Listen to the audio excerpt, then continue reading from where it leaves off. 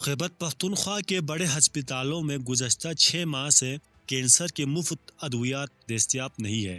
خیبر پختونخوا کی حکومت کی جانب سے مریضوں کو صحت کارڈ کے ذریعے مفت علاج اور معالجے کی سہولیات فراہم کی جاتی ہے، تاہم گزشتہ 6 ماہ سے صوبے کے 3 بڑے ہسپتالوں میں لیڈی ریڈنگ ہسپتال پشاور، حیات آباد میڈیکل کمپلیکس اور خیبر ٹیچنگ ہسپتال میں کینسر کی ادویات ہی دستیاب نہیں ہے۔ مریضوں کا کہنا ہے کہ صوبائی حکومت کی جانب سے ہسپتالوں میں مفت کینسر اور ادویات دی جاتی تھی، لیکن اب ہسپتالوں میں مفت کینسر اور ادویات نہیں ہے، مہنگی ادویات باہر سے خریدنا پڑ رہی ہے۔